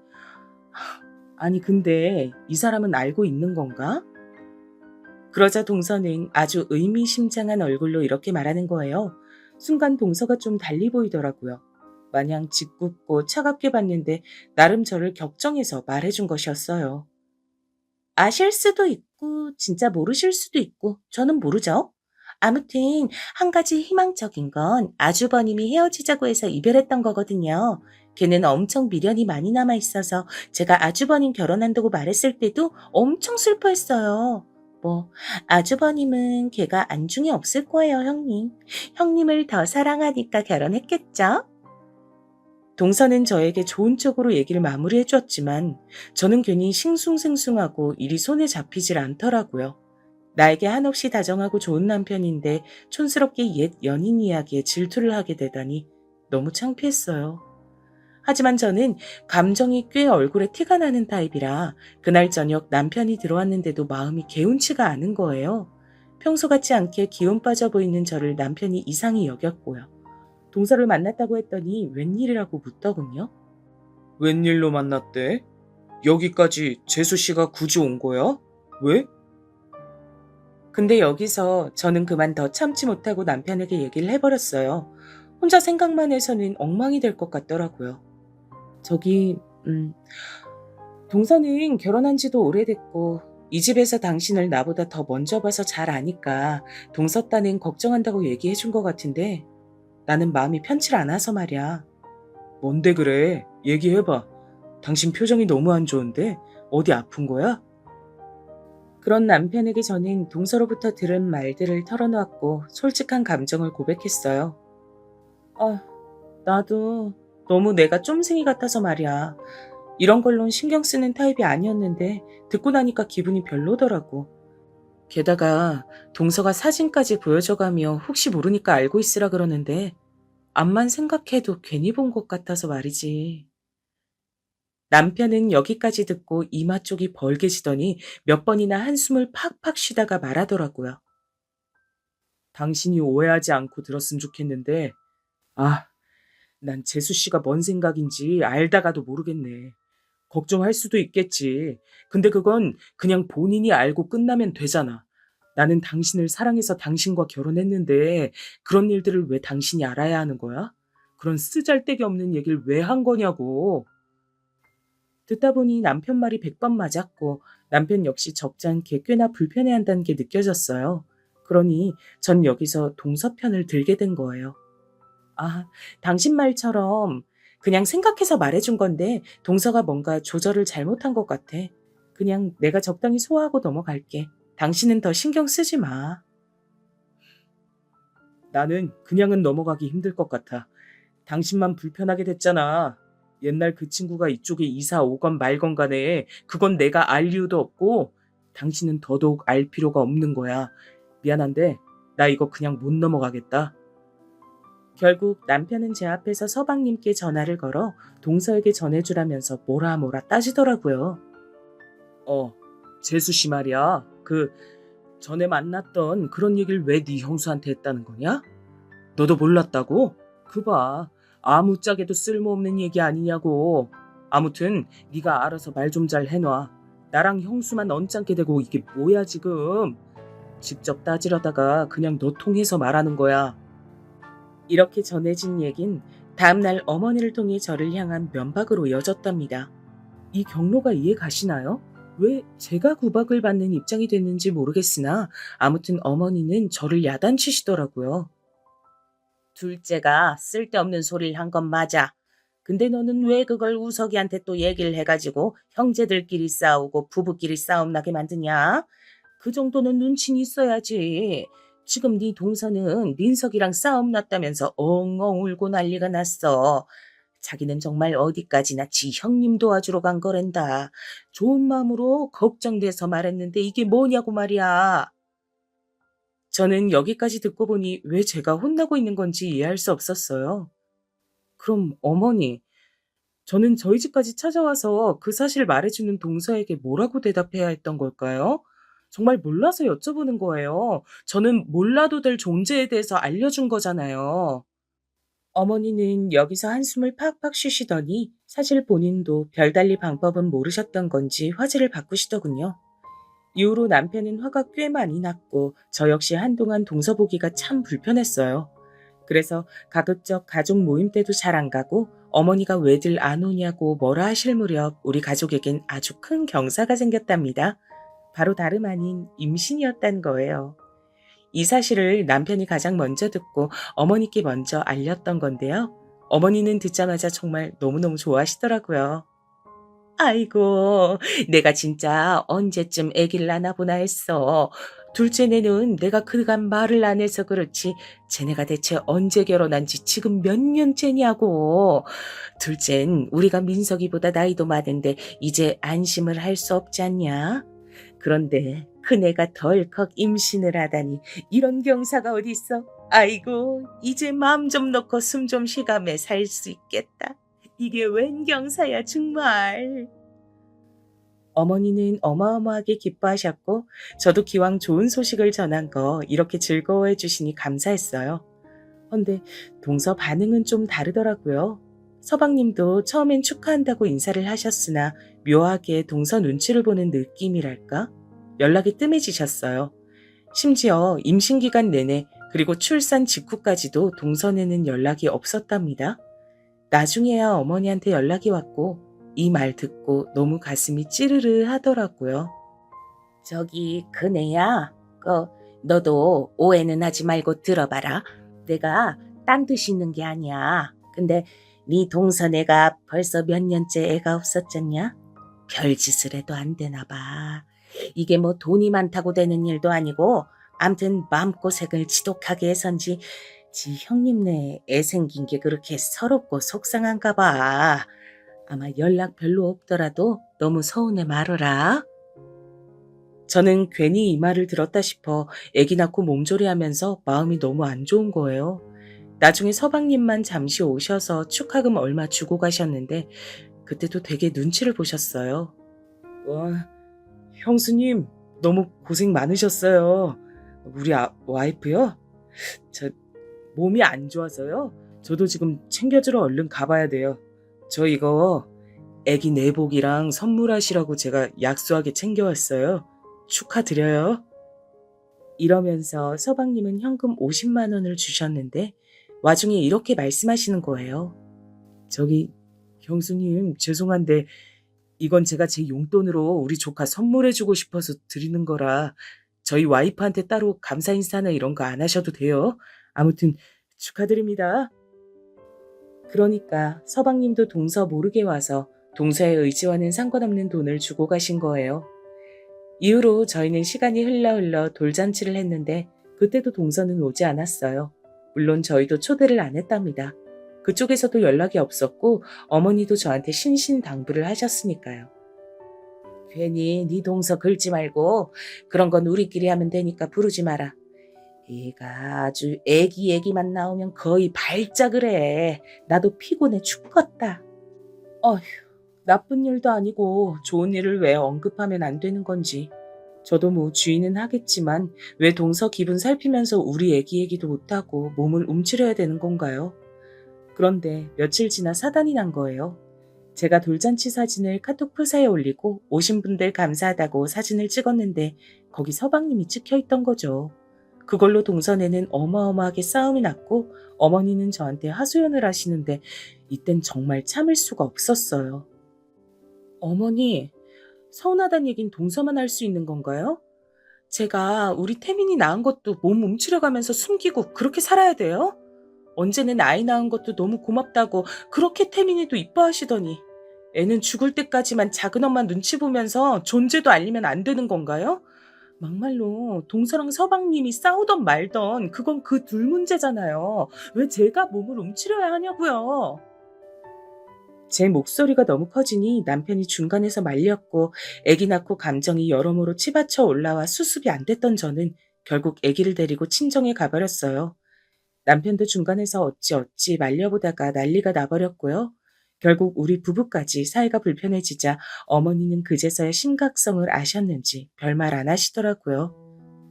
하지만 지금 제 사연 듣는 분들도 느끼시는 게 있으실 텐데 이게 어찌 어머니만의 잘못이겠나요? 모든 상황을 손에 쥐고 뒤에서 흔드는 동서가 정말 나쁜 인간이잖아요. 근데 며칠 지나서 어머니가 왜 그렇게 동서한테 휘둘리셨는지 알겠더군요. 동서는 정말 보란듯이 아주 유치하게 카톡 프사로 티를 냈어요. 전 그걸 보자마자 남편에게 물었고요. 여보, 이것 좀 봐봐. 동서랑 서방님이랑 어머님 아버님 모시고 베트남 여행 갔다 왔나 본데? 이게 언제야? 우리 돌잔치 하기 전인 것 같은데? 이런 건 가족 단톡방에 일체 말도 안 하더니 혹시 자기들끼리 따로 모임방 만들어서 진행한 거 아니야? 무려 여행 가는 일인데 우리도 모르게 진행한 게 된 거야? 남편은 당황했는지 그걸 한참 보았고 솔직히 모르진 않았던 것 같아요. 저기 민석이가 안 그래도 나한테 물어보긴 했었는데 우리야 태민이 돌 준비하고 있으니 바쁘니까 나도 당신 힘들어 보여서 거절했어. 굳이 말할 필요는 없어서. 저는 이때 진짜 한숨만 나더라고요. 남편도 알고는 있었지만 솔직히 동서는 그냥 어머니를 몰래 모시고 가서 아부하고 싶었던 것 같아요. 진짜 일체 조금도 우리 쪽에 한마디도 없었거든요. 어차피 곧 어머니 생신이라 저희도 뭔가 준비해야 했었는데 전 이렇게 마음을 먹었어요. 어머니 생신 명목으로 모시고 간 거랬지? 그럼 그냥 따로따로 하자는 의미인 거네. 우린 우리끼리 알아서 준비를 해야겠어. 저번에 적금 들었던 거 깨고 그걸로 선물 사러 다녀오자 여보. 그리하여 우리는 300 남짓 모아둔 적금을 깼고 어머니 칠순 기념해서 명품 가방을 사드렸어요. 어머니는 받고 정말 엄청나게 반응을 하시면서 기뻐하셨어요. 아이고, 이제 결혼식이나 어디 갈 때 들고 갈 가방이 생겼네. 이런 거 사지 말래도 선물로 받으면 너무 좋지. 너무 고맙다. 근데 네가 아주 내 면을 세워주는구나. 이런 거 내 주변 할망구들도 얼마나 자랑하는지 몰라. 아무튼 요렇게 어머니 선물을 드리고 끝냈는데 저는 임신하고 나서부터 아이 돌잔치까지 전혀 연락도 없었던 동서로부터 정말 너무나 오랜만에 전화를 받아보게 됐답니다. 형님, 안녕하세요. 오랜만이네요. 그간 잘 지내셨죠? 저 뭐 좀 물어볼 게 있어서요. 저 형님, 왜 따로 행동하시는 거예요? 뭐 못 뵌 지 좀 되긴 했지만 그래도 그런 건 먼저 연락 주셨어야죠. 이번 어머니 생신 형님 가방에 들으셨다면서요? 일부러 따라하고 싶으셨던 거예요? 그게 무슨 동선에도 어머니 모시고 여행 다녀왔잖아. 따로 하려는 의미 아니었어? 동서는 제 말에 어이가 없다는 듯 코웃음 치더니 아주 건방지게 받아치더라고요. 그건 또 어떻게 하셨대? 그거야 전부터 어머니가 동남아 여행 가고 싶다 노래를 부르시니까 어쩔 수 없이 모시고 간 거고요. 아니 그걸 떠나 지금 형님이 생신 선물 따로 하신 거 묻는 거잖아요. 이렇게 따로 하시면 저랑 제 남편은 뭐가 돼요? 돈이 없어서 못하는 것도 아니고 적어도 물어보셨어야죠. 이 집에 자식이 뭐 얼마나 된다고. 점점 말을 세게 하는 동서를 보고 저도 화가 났고 곱게 말하기 힘들겠더라고요. 동서, 왜 말을 그런 식으로 해? 나 좀 어이가 없다. 좀 더 소통을 했어야 할 필요는 있겠지만 왜 그런 연락을 내 쪽에서만 해야 돼? 우린 그간 가족 단톡방에 근황 같은 거 꾸준히 올렸는데 대답도 안 했잖아. 그래서 따로 하려는 줄 알았어. 아니, 형님이 뭐 제 마음을 얼마나 안다고 그렇게 단정지어서 말씀하세요? 게다가 뭔 칠순 선물을 별 순서도 격식도 없이 그렇게 띡 하시는지. 형님도 너무 무리하신 거 아니에요? 어머니한테 애지간히 잘 보이고 싶으셨나 보다. 이런 흐름으로 가니 저는 욱한 감정이 올라와 참지 않고 동서에게 화를 냈어요. 동서 지금 나한테 시비 거는 거야? 서운한 감정 알아달라고 말할 거라면 똑바로 해야지. 나도 상황이 이랬다고 다 설명하고 있는데 무작정 본인 감정만 들이밀면 어쩌란 거야. 내가 그거 하나 안 물어본 게 그렇게 말 들을 일이야? 게다가 물이고 뭐고 우리 형편껏 알아서 한 얘기를 왜 동서한테 이렇게 빈정거림을 당해야 돼? 동서 너무 실망스럽다 진짜. 동서는 제 말에 논리적으로 반박을 못하고 부들부들 거리더니 바쁘다고 전화를 끊었고 저는 이날 하루 종일 기분을 망쳐서 일이 손에 안 잡혔어요. 가뜩이나 저녁에 애가 열나는 바람에 급히 응급실도 다녀왔는데 어머니로부터 부재중 전화가 4통이나 와 있더라고요. 어머니, 전화하셨던데 무슨 일이세요? 저 지금 태민이 고열이 나서 병원 다녀왔어요. 이제 막 겨우 약 먹고 잠들어서 전화드린 거예요. 그러자 어머니는 잠깐 당황하시더니 무슨 일이냐고 재차 묻는 저에게 이렇게 말씀하시는 거예요. 큰애 너도 좀 지혜롭게 작은 애랑 지내보고 그래라. 얘 오늘 낮에 찾아와선 형님이 자기 무시하는 것 같다고 울고불고 난리가 났어. 게다가 나는 이 가방이 그렇게 비싼지도 몰랐다. 300이 넘는다며? 아이고, 이런 사치품을 내가 어떻게 받냐. 괜히 생일 선물 받고 이렇게 자식들 싸우고 하는데 내가 어떻게 들고 다녀? 이거 너 시간 될 때 가서 환불하고 나는 50만 원짜리 가죽 가방도 감사히 잘 든다. 그냥 그런 걸로 바꿔와. 여기서 전 그만 화가 치밀어 어머니한테도 마구 성을 내게 됐어요. 옆에 있던 남편이 너무 놀랐는지 핸드폰을 뺏었고요. 아, 진짜 엄마 무슨 말을 하는 거예요, 대체? 재수 씨 정말 왜 그러는 거야? 엄마, 그거 나랑 이 사람이랑 적금 든 돈으로 열심히 고르고 산 거야. 재수 씨 말만 듣고 우리한테 그걸 환불하라 마라. 이게 말이 돼? 그건 우리한테도 실례인 거야, 엄마. 왜 이 사람이랑 내 기분 생각은 안 해? 남편이 이처럼 대차게 싸워준 덕분에 그냥 넘어가긴 했으나 저는 이 일을 잊을 수가 없었어요. 그래서 어머니와의 연락도 피로해서 좀 거리를 두고 있었는데요.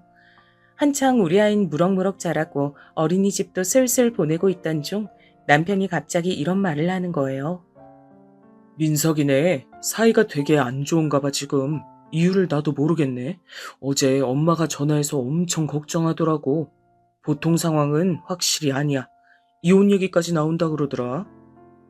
순간 이혼이란 단어를 듣고 저도 너무 놀라서 어버버했고 혼자 생각이 많던 중 저녁쯤 어머니께 연락이 왔어요. 예, 큰애야. 저기 미안한데 나랑 좀 네 동선에 같이 가줄 수 없냐? 아휴, 나 혼자 어떻게 해야 될지 모르겠어서 말이다. 둘이 뭐 때문에 그리 크게 싸운 건지 원 아주 난리가 났어. 네 동서는 이혼할 것 같다고 엉엉 울고 민석이는 도통 말을 안 하고 있으니 아주 미치겠다. 휴, 저도 우선 급한 불은 끄자는 생각에 이날 따라갔는데 확실히 집안 분위기가 엄청 냉랭했어요. 보아하니 사정은 몰라도 서방님은 꽤나 화가 나 있었고 동서가 약간 안달하는 분위기더라고요. 그러면서도 이 상황을 저에게 보인 걸 꽤 민망해하는 듯 했어요. 아니, 저기 형님까지 오셨네요. 어머니한테만 오시라고 한 건데 이렇게 다 오시다니. 그걸 지금 또 신경 쓸 때야? 동서는 어지간히 진짜 내가 싫은가 보다. 나도 올 생각 없었지만 어머니가 하도 같이 가자고 하셔서 온 거야. 아무튼 어떻게 하고 싶어? 서방님이랑 이혼할 생각은 없다며. 동서는 이때 자존심이 무진 상한 듯한 얼굴을 보이면서도 어쨌건 얘기는 하더라고요. 그게 네, 아무튼 자세한 건 말씀 못 드려도 저는 생각이 그래요. 특별히 큰 잘못을 한 것도 아니고 저랑 의견 차이가 자꾸 생기는 걸 못 견디겠다네요. 저렇게 일방적으로 입 다물고 있는 거예요. 그런 서방님께 저와 어머니가 다가가서 설득을 했고 그날 거의 반나절 넘게 대화하고 서로 마주하게 한 끝에 위기는 넘기게 됐어요. 하지만 문제는 그 다음부터였는데요. 동선의 문제가 아니라 저와 동서의 구도 말이에요. 정말 사람이 어쩜 이럴까요? 지금까지 제 입장을 보면 전 솔직히 동서가 어찌 살던 연을 끊고 살아도 되는 입장이잖아요. 그런데 자기네 부부 위기인 것도 가서 바로 잡아주고 했는데 진짜 사람이 화장실 들어가기 전후가 다른가 봐요. 제사 시기가 돌아왔고 저도 그간 참여를 제대로 못했기에 이제 함께하게 됐는데요. 하도 동서가 전에 뭘 따로 하네 마네 어쨌고 이혼 위기가 있었던 동선에도 두루두루 다시 무던히 잘 지내보잔 생각으로 연락을 했어요. 동서, 있잖아. 이번 제사는 어떻게 준비하는 게 좋겠어? 어머니한테 여쭤보니까 아무래도 음식은 우리 둘이 해야 될 것 같아. 손목도 안 좋으시고 힘들다고 하시네. 어머니도 마음 같아선 안 하고 싶으신데 아버님이 계속 야단이셨나 봐. 요 몇 년은 나도 태민이 돌보느라 못했는데 그간 어떻게 했어? 그러자 동서는 되게 천연덕스런 목소리로 별일 아니란 듯 이렇게 말을 하는 거예요. 그간 제가 다 했었거든요. 뭐 음식 사서 하긴 했지만 한 거는 한 거니까요. 이번부턴 형님이 해보시는 게 어때요? 음식도 잘하시고 그동안 제사 거의 참여 안 하셨잖아요. 이러니 저는 놀랄 수밖에요. 어머니는 분명히 둘이 같이 상의해보라 하셨고 저도 그렇게 하는 게 맞다고 보거든요. 근데 동서는 아예 답을 정해뒀더라고요. 형님, 잘하실 거예요. 그리고 힘드시니까 음식 일일이 다 하시려고 하지 마시고 원하시면 제가 주문했던 곳 알려드릴 수도 있어요. 연락 돌리는 건 제가 할 테니까 그날 제사상 차리는 것만 형님이 맡아서 해주시면 될 것 같네요. 아니, 잠깐 동서. 뭔 얘기를 그렇게 뭐 혼자 진도를 나가. 내 뜻은 물어보지도 않고 왜 그걸 나 혼자 해야 되는데? 제가 그냥 안 넘어가고 중간에 찝었더니 동서 역시 피곤하다는 듯 바로 받아치더라고요. 형님, 진짜 왜 이러세요, 피곤하게. 저 평소에 많이 했다니까요?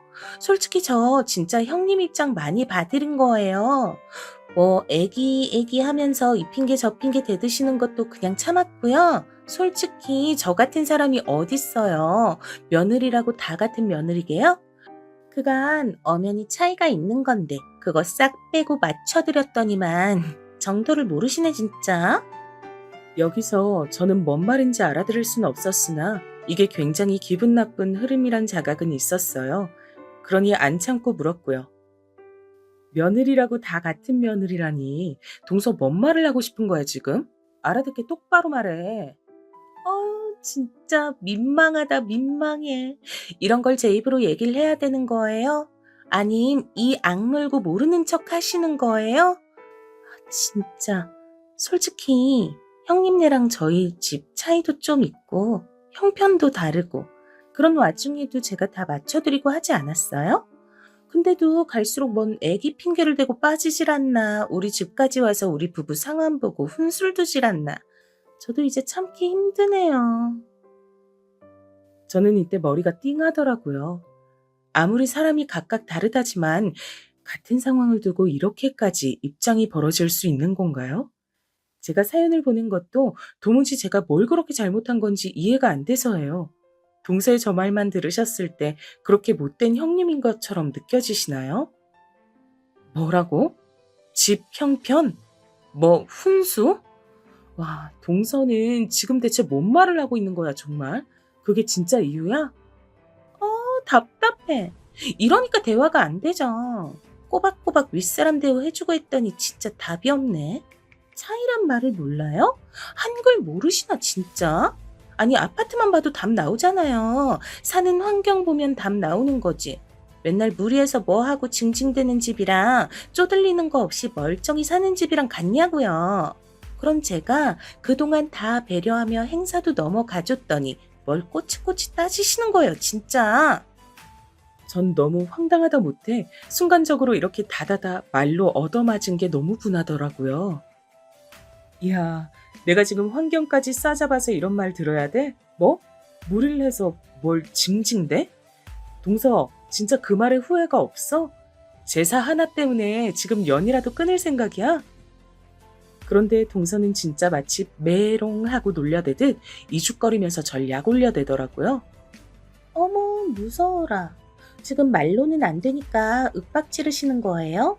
형님이야말로 뭔 제사 음식 하는 것 같고 이렇게 핏들 세워요. 하라면 그냥 하면 되는 거지.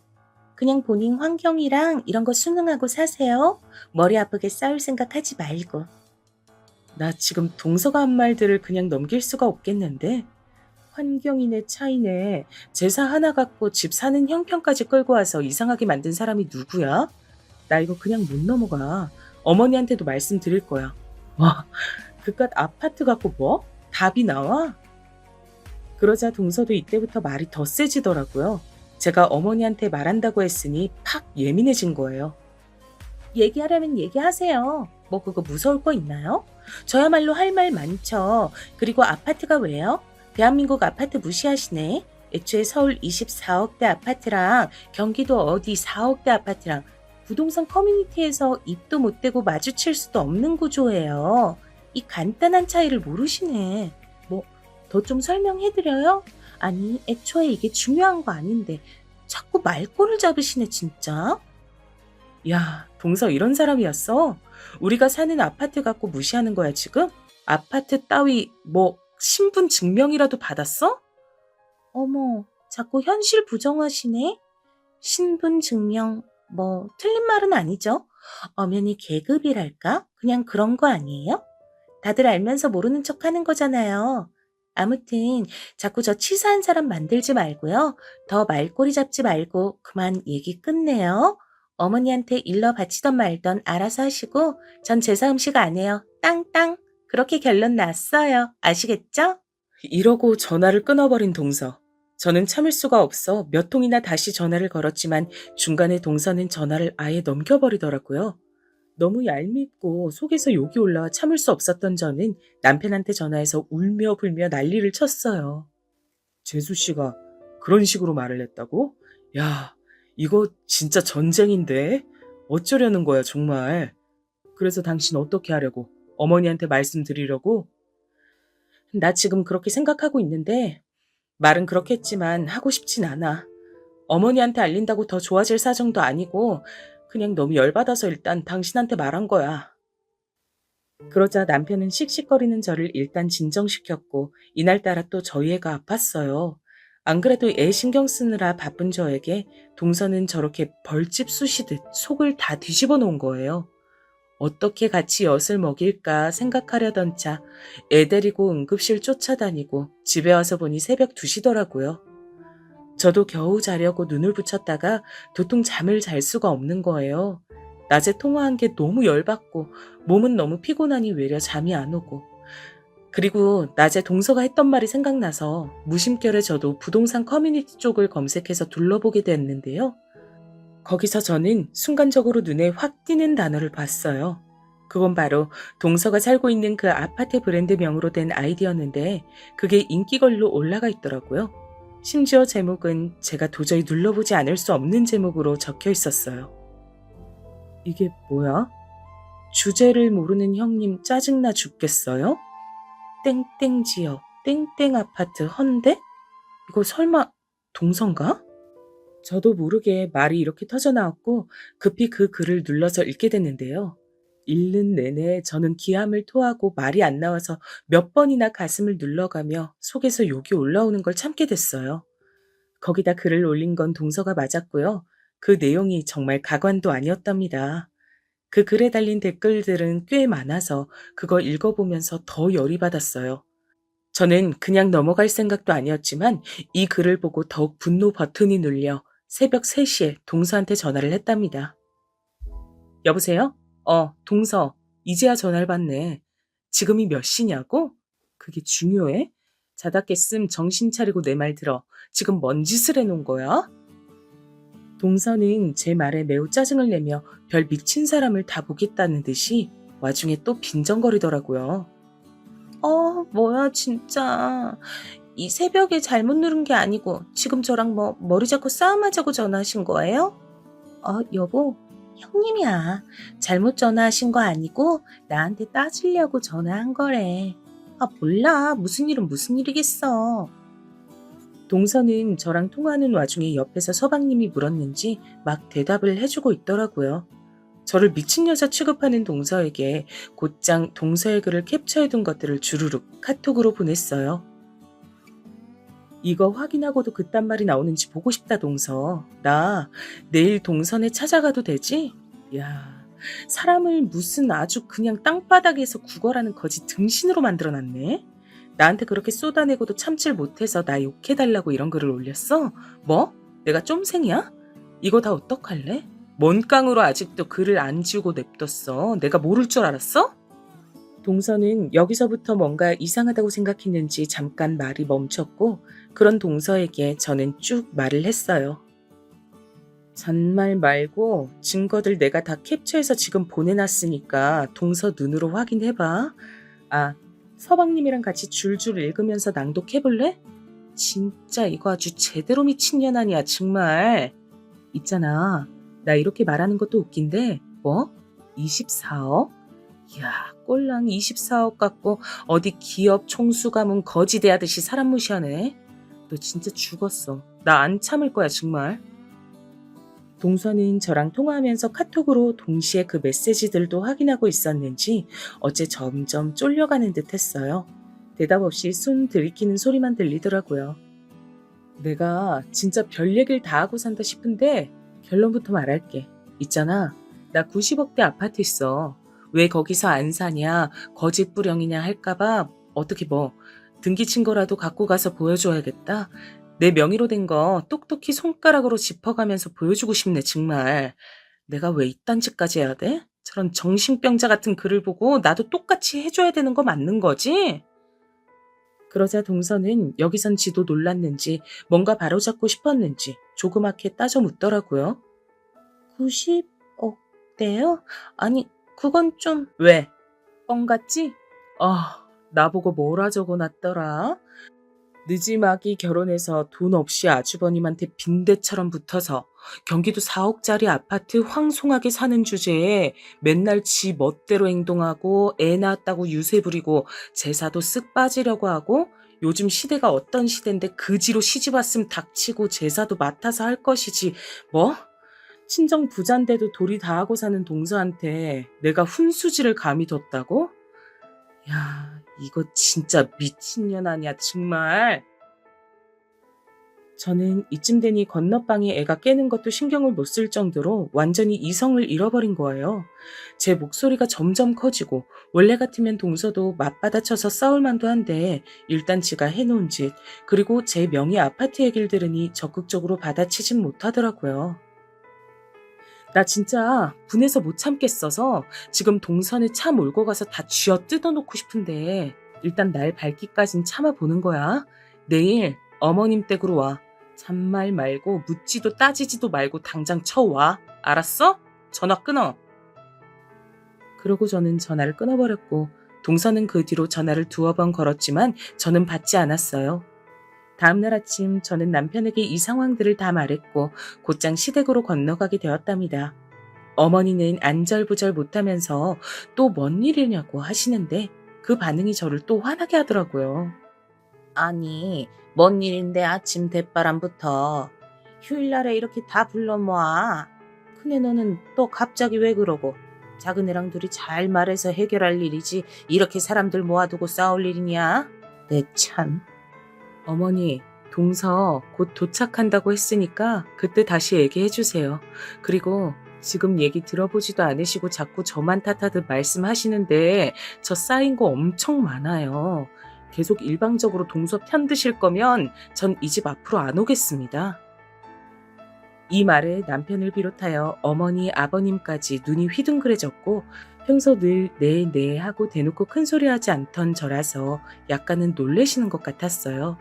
그렇게 불편한 침묵이 있는 가운데 동서와 서방님이 도착했고 동서는 들어서는 순간부터 저를 못마땅하게 한편으론 슬쩍 기죽은 눈으로 쳐다보더군요.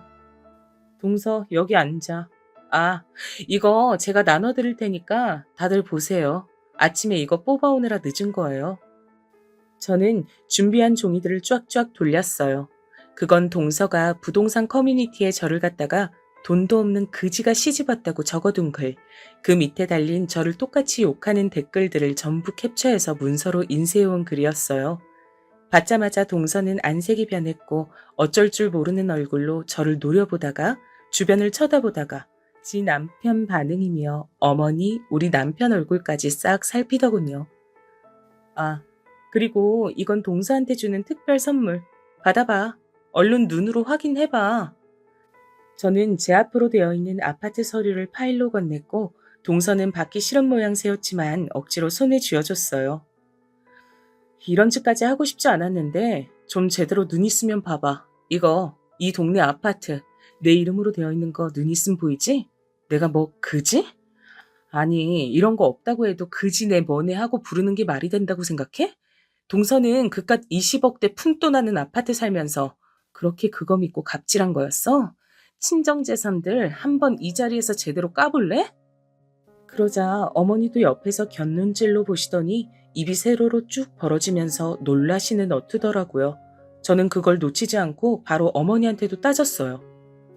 어머니, 아파트 수준이 계급이라면서 동서가 저를 무시했어요. 지금 받아보신 글도 동서가 쓴 글이에요. 어머니는 이거 어떻게 생각하시는데요? 제가 가타부타 말할 일도 없었지만 저 시집와서 인테리어 비용도 다 냈고요. 간간히 집에 일 있을 때 제 돈으로 부담했어요. 이건 저희 친정에서 제 명의로 해주신 아파트고 능력이 안 되는 집이 아니라고요. 그런데 동서처럼 꼭 이렇게 드럽게 돈 흔들어내며 생색내고 사람 깔아뭉개는 거 진짜 못당해 먹겠더라고요. 어머니는 숙연히 지셔서 제 눈치만 보셨고 전 곧장 서방님을 향해 물었어요. 서방님, 그 글 보셨죠? 제가 웬만하면 우리 남편이랑 다 소중하게 여겨서 다들 잘 살길 바라는 마음으로 중재도 하고 노력했는데요. 서방님 와이프랑 저는 이제 얼굴 보고 살긴 힘들 것 같아요. 두 분이 알아서 하시고 본인 와이프가 이런 가치관을 갖고 형네 부부 개무시한다는 거 잘 알아두시길 바래요. 모르진 않으셨을 것 같지만. 완전히 이 분위기 안에 동서는 마치 개밥의 도토리 같은 존재가 되었고 저는 어머니, 아버님 향해서 말했어요. 저는 동서가 이 집에 있고 마주칠 일이 있는 한 안 올 거예요. 명절도 제사도 뭣도 무슨 행사에도 안 올 거예요. 오늘 이후로 동서랑 얼굴 비껴가는 일은 없었으면 좋겠네요. 알아서 하세요. 그러고 전 자리에서 일어났고 남편도 저를 따라 애를 챙겨 안고 일어났어요. 그런데 이때 남편도 급기야는 한마디를 하더군요. 저기 재수씨, 참 실망이네요. 이거 하나하나 읽어보고 그리고 우리 집사람한테 했다는 말 듣고 제가 쫓아가서 뒤엎으려다가 참았어요. 이 사람뿐 아니고 저도 재수씨 보기 불편하네요. 아무튼 먼저 일어납니다. 그리하여 우리 둘은 일어나서 나와버렸고 그 뒤로 시댁에 남아있던 어머니, 아버님이며 동선의 부부며 분위기는 아주 개판이 되었어요. 서방님이 이걸 참을 리는 없었고 그 부부는 계속해서 분쟁이 끊이질 않더니 결국 이혼 얘기가 또 나오게 됐는데요. 어머니는 감히 제 앞에서 동선의 부부 이혼이 걱정되네 뭐네 소리를 하진 못하셨지만 남편 얘기를 들으니 대강 분위기가 파악되더라고요. 민석이는 완전 없는 정 있는 정 다 떨어졌더라고. 당신한테만 그랬을 리는 없다고 생각했는데 재수씨가 안 그래도 자기 친정 좀 산다면서 그렇게 민석이한테 생색을 냈다네. 지네 친정에도 끌고 다니고 부잣집 사위 노릇하라면서 말이야. 근데 민석이도 그날 잘 참고 잘 지내보려다가 완전 터져버린 거지. 지금 재수씨가 빌고 그렇게 붙잡고 난린데 민석이는 아무래도 이혼할 것 같아. 남편의 말처럼 현재 이런 상황 중에 있고요. 전 그 뒤로 동서의 연락도 어머니의 연락도 받지 않고 편히 잘 살고 있어요. 다시는 동서 같은 인간군상 마주치질 않길 바라며 인생 진짜 더러운 경험했다 생각하고 살고 있답니다. 저의 이런 분풀이를 함께 끝까지 들어주셔서 감사하고 모두들 건강하시면 좋겠습니다. 그럼 안녕히 계세요.